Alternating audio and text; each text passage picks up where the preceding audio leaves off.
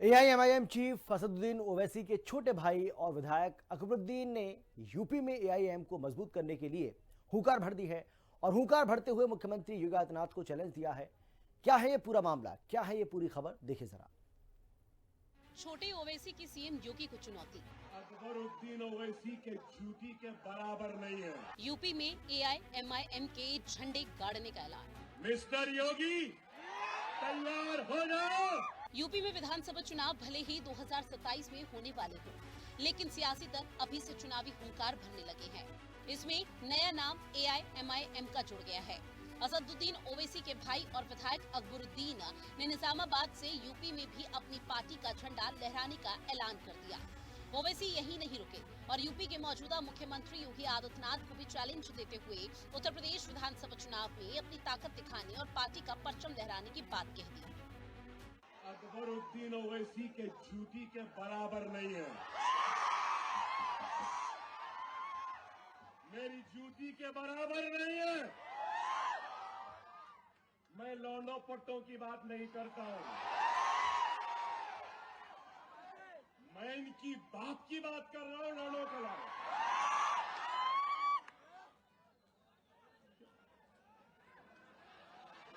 अरे हवा का झोंका है, आया है चले जाएगा, छोड़ो। ना लीपने का ना थोपने का।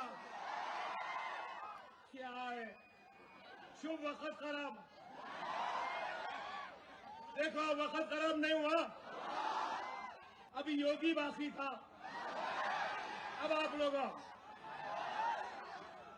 मिस्टर योगी तैयार हो जाओ, यूपी भी आ रहा हूं। चलेंगे यूपी, चलेंगे।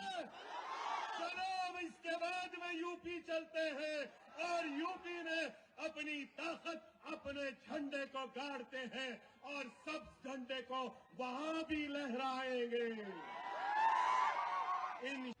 यूपी में सत्ता का सपना पालने वाले ओवैसी के इस बयान से यूपी की राजनीति में नई हलचल पैदा हो गई है और विपक्षी दलों की रणनीतियों पर भी असर पड़ सकता है। कैसे, जरा सुनिए। मुख्यमंत्री योगी आदित्यनाथ ने जिस तरह से जनता के हितों की बात की है, जनता के मन की बात की है, जनता को लाभ पहुंचाया है और जनता के सुख दुख का ख्याल करा है। उत्तर प्रदेश की तस्वीर बदली, उससे तय है कि भारतीय जनता पार्टी 2027 में फिर आएगी। ओवैसी हो या कोई और हो, ये सांप्रदायिक दल और सांप्रदायिक विचारधारा के लोग अब प्रदेश से पलटने वाले नहीं हैं, क्योंकि उत्तर प्रदेश अब दंगा मुक्त हो चुका है, माफिया मुक्त हो चुका है। उत्तर प्रदेश को योगी चाहिए, ना कि ये समाज तोड़ने वाले। लेकिन मैं पूछना चाहता हूँ, एआईएमआईएम के लोग केवल जब बिहार में चुनाव होगा तो बिहार में जाएंगे, उत्तर प्रदेश में चुनाव होगा उत्तर प्रदेश में आएंगे, लेकिन आए दिन उत्तर प्रदेश में उनके जिनको अपना मूल वोटर मानते हैं, उन पर कोई घटना होती है, उन पर कोई अन्याय होता है, उन पर कोई अत्याचार होता है, उन पर कोई प्रताड़ित करने की घटना होती है, तो वो लोग कहाँ चले जाते हैं? फिर वो हैदराबाद में चले जाते हैं या कहाँ चले जाते हैं? ये बड़ा प्रश्न है। तो एआईएमआईएम यहाँ आकर के उत्तर प्रदेश में चुनाव लड़ना चाहती है और वैसे भी चुनौती उन्होंने योगी आदित्यनाथ को दी है।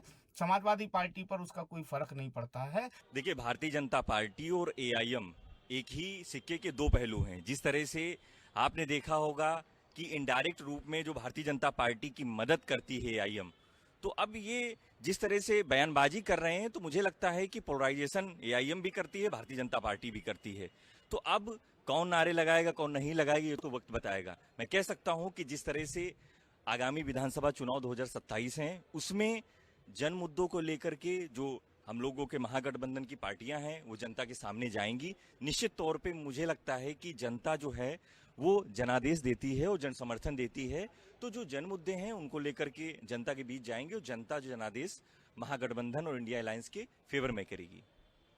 आपको बता दें कि अकबरुद्दीन ओवैसी एआईएमआईएम के बड़े नेता हैं। वो एआईएमआईएम के मुखिया असदुद्दीन ओवैसी के भाई हैं और मौजूदा समय में विधायक हैं और हैदराबाद के चंद्रयान गुट्टा सीट से लगातार 6 बार चुनाव जीतकर विधानसभा पहुंच चुके हैं।